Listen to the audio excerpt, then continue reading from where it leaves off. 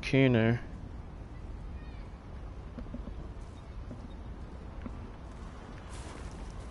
Let's go check it out.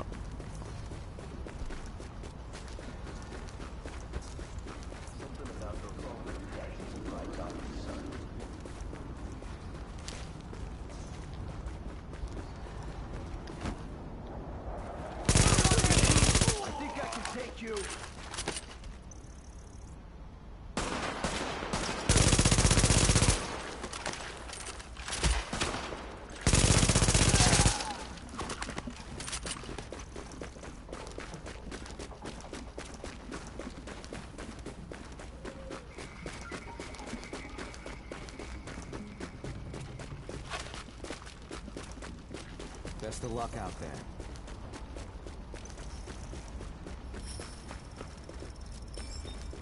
Finger off the trigger. I'm just...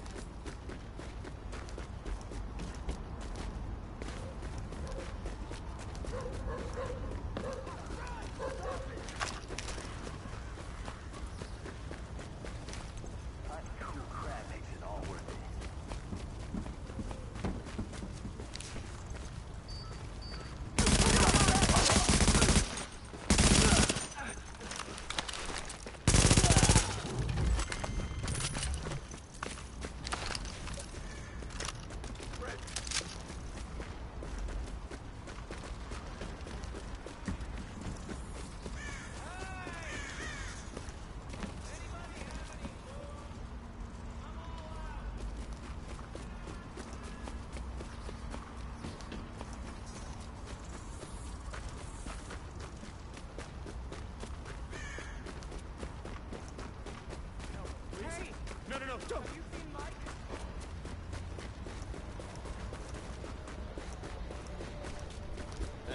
Nobody's gonna bust my balls no more.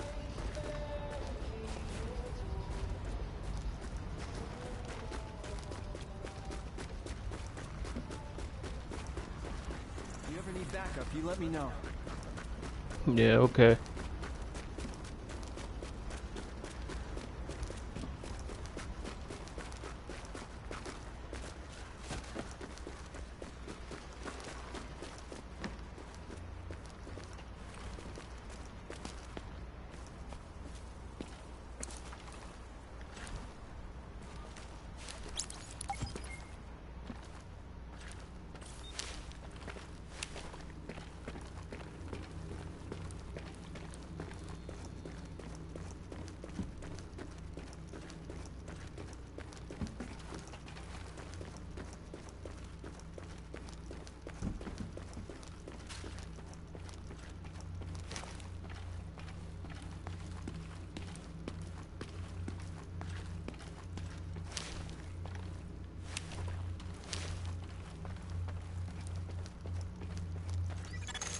Readings indicate an echo nearby.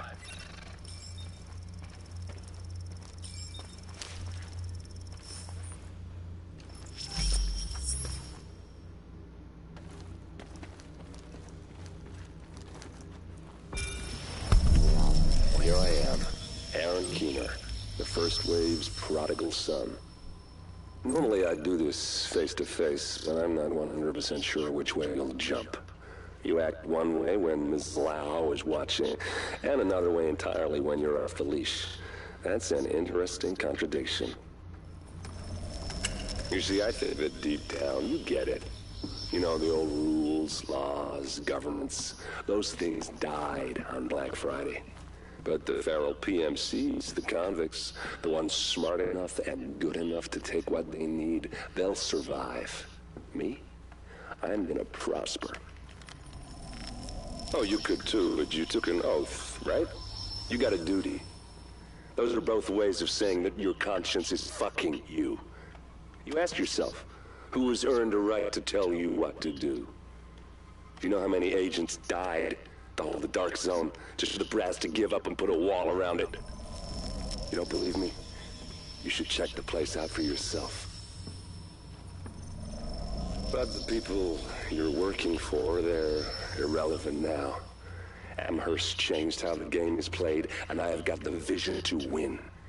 I got Chernenko, I got a DNA printer, and a very interesting recipe book. I'm gonna write my own rules. You should think about getting in on this thing. I'll be seeing you.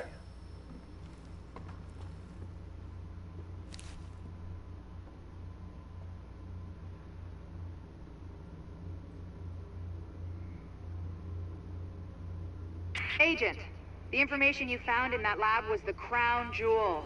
I think we can break this thing now. But we've got some more information. A voice from the grave. Listen to what Amherst has to say.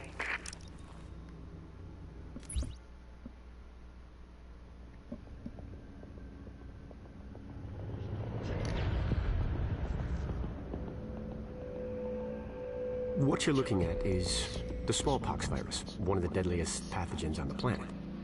For centuries, it did a wonderful job of helping keep the human population in check. But times change, and sometimes Mother Nature needs a hand in improving her creations. Like, say, speeding them up a little bit, making them contagious when they should be quietly incubating in a host, or making them more lethal.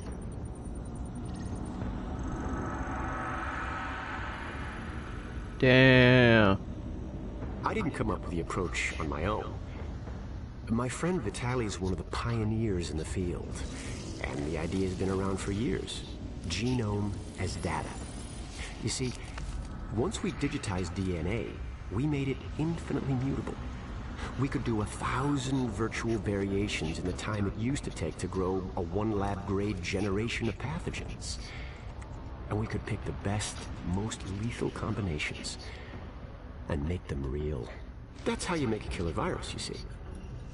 Mix in genetic code from other diseases, and you move the sliders all the way up on lethality and virulence. The goal was a 90% mortality rate. I'm not sure my green poison is going to quite hit that, but honestly, that's just details. As long as most of humanity goes, the Earth stands a fighting chance. Technically, technology is what's killing the planet. But that's not really the case. It's the greed that drives the technology. But a funny thing happened on the way to $100 genome maps and 3D printed plastic toys. Someone figured out those technologies could be repurposed, modified for the greater good. Me. Now, my virus is going to do what nature's always done. Decide who lives and who dies. And if nature decides I die, then I die. If nothing else, I'll have a lot of company. Natural selection at its finest, helped along by a little unnatural genetic manipulation. It's all data, really. Life's just a method of processing it. The same way I processed the smallpox genome on my laptop. And who's to say that wasn't the plan all along? If, by some miracle, you survive green poison, then nature's decided you deserve to live. The rest of us shouldn't and won't. Godspeed. I'll see you in hell.